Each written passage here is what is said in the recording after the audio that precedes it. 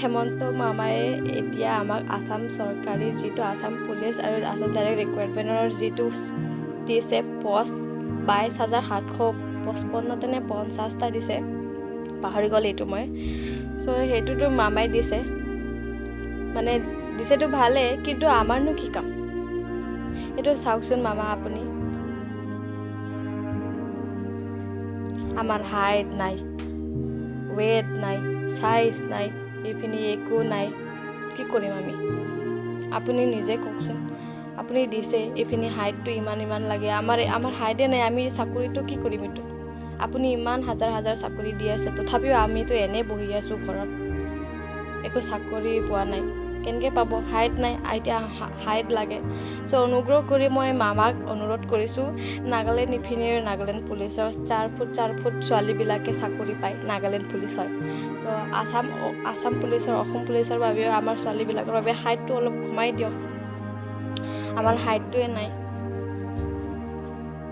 মই বহুত দুখ, চাকৰি ইমান হাজাৰ আহি আছে, হাইটৰ লগতে ডাইৰেক্ট ৰেজেক্ট বুলি চিঞৰি দিয়ে। আমি আকৌ ৰেজেক্ট হ'বলৈ কাৰণে তাতে আকৌ লাষ্ট চৰবত আমি এপ্লাই কৰিবলৈ নোৱাৰা হৈ আছোঁ। কি কৰোঁ? ডিগ্ৰী কমপ্লিট কৰি পেলাই ঘৰত বহি আছোঁ, না ইউনিভাৰ্চিটিত এডমিশ্যন কৰিবলৈ টকা আছে, না BEd এডমিশ্যন কৰিবলৈ টকা আছে। ইপিনে আকৌ এতিয়া আপুনি অসমত ৰিলছ ভিডিঅ' বনোৱাবিলাকক আপুনি এতিয়া 10,000 টকাকৈ যোনে জিকিব তাক মানে পুৰস্কাৰ দিব বুলি কৈছে আপুনি। এতিয়া আমি না চাইজ আছে, ওপৰছে মেকআপো কৰিব নাজানো, একো ষ্টাইল কৰিব নাজানো, ইয়াৰ ওপৰত মোবাইল কেমেৰা ভাল নহয়। কেনেকুৱা ভিউজ আহিব, কেনেকৈ লাইকছ আহিব, কেনেকৈ জিকিম? কি কৰিম জীৱনত? কি কৰিম? মই এয়াই অনুৰোধ কৰিছোঁ আপোনাৰ তাত, অসম পুলিচ যি হাইটটো অকণমান হ'লেও কমাই দিয়ক। নাগালেণ্ড পুলিচৰ ইপিনেতো 4 ফুট বাটিয়াই মস্ত ভৰিৰ ডাঙৰবিলাকে পুলিচটো পাই যায় বুলি। দৌৰিব আমিও পাৰোঁ নহয় মামা, কি কৰোঁ? হাইটতে ডাইৰেক্ট ৰেজেক্ট হৈ যায়, দৌৰিব নাপোৱা আগতে। এতিয়া আমাৰ নিচিনা বাটিয়া ছোৱালীবিলাক আসাম পুলিচ কেনেকৈ চাকৰি পাব?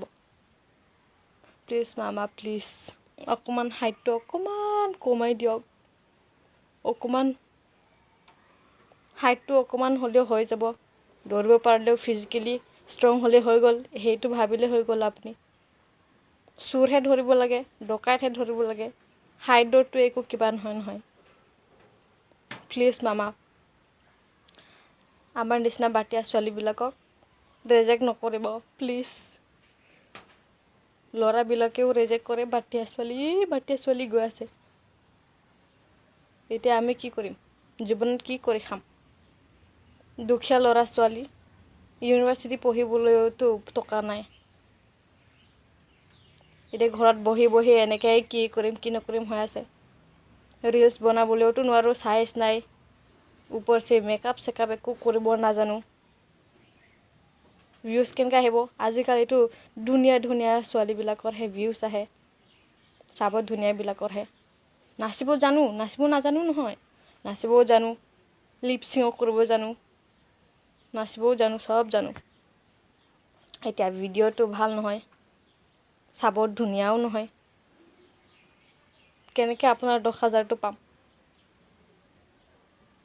মামা প্লিজ, আসাম পুলিচ এবাৰতো মই ল'ম ভাবিছোঁ, দৌৰিব পাৰোঁ, তথাপিও হাইটতে ডাইৰেক্ট ৰেজেক্ট হৈ যায় নহয়। এতিয়া মোৰ নিচিনা বহুত বাটিয়া ছোৱালী আছে, ইহঁতেতো একদম দূৰ পৰা ইণ্টাৰভিউ দিব আহে, দৌৰিব নোপোৱা আগতে ডাইৰেক্ট ৰেজেক্ট হৈ যায়।